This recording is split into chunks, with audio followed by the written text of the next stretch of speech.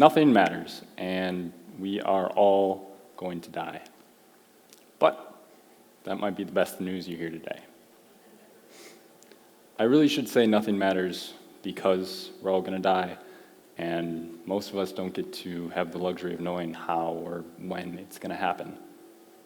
It could be a regular morning, followed by a regular afternoon, and on your drive home from a particularly regular day at the office, you get T-boned from a teenager who's scrolling through TikTok and couldn't keep their eyes on the road. But just like that, in the blink of an eye, you're dead. In that moment, everything that you have ever done and everything that you have ever wanted to do no longer matters.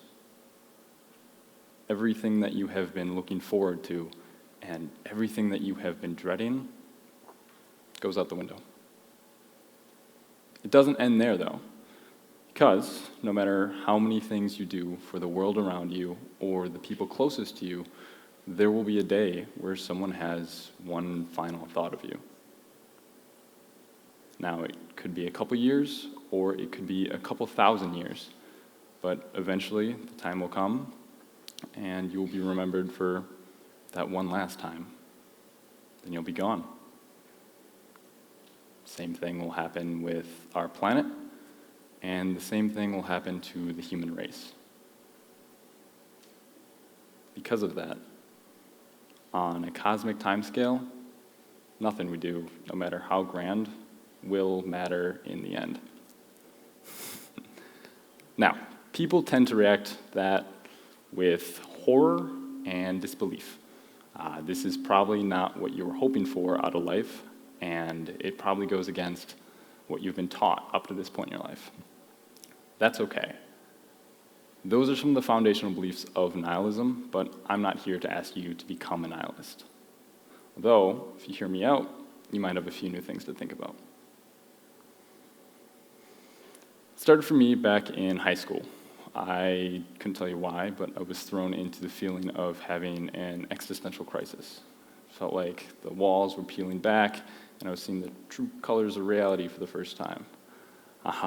But after I got through that initial shock, whatever that was, there was something that stuck with me, something I couldn't shake. It felt like I knew a secret, that nothing mattered and there was no reason to do anything. That made for a hard time getting through the rest of high school. I skipped classes, I got into fights, I found myself more and more taking unnecessary risks and chasing adrenaline. I was doing all of the wrong things, but I didn't know that at the time. Granted, if you would have told me, I probably wouldn't have cared, because the only thing I was looking forward to was graduation day. I was trying to make the best out of everything that I could in life before that day, because in my mind, that is when I told myself I would finally get to kill myself.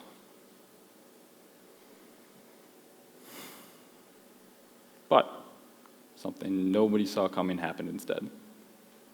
COVID-19 struck the world, and in March of 2020, when I was a senior in high school, I left one day, not knowing that would be the last day I go to school ever.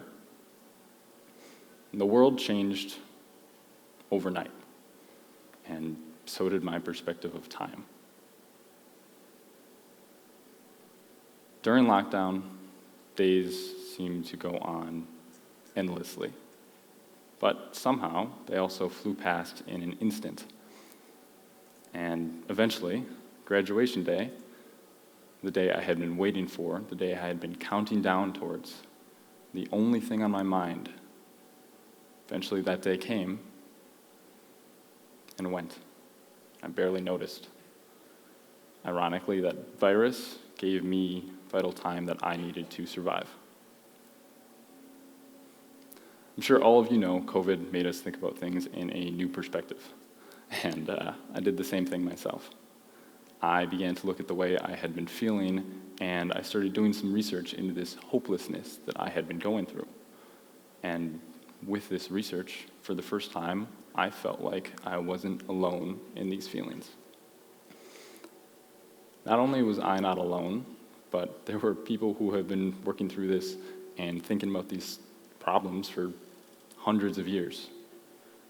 That is when I was introduced to the philosophy of nihilism.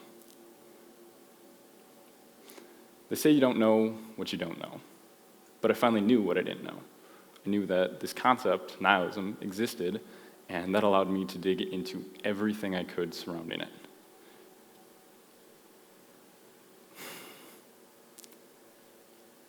I never changed how I felt about the world, even with this new research, but I did get to see what these feelings look like from new perspectives. It was really nice because I would always have these thoughts and these feelings in my head, but that was just it. It was just a mess in my head. I never saw them in paper before this until I did, until they were right in front of me. And that was one of the best things that has ever happened to me. But with that mess in my head cleaned up, I began to look into how other nihilists thought and questions that they asked. And I began to ask those questions to myself and come up with my own answers. Questions like,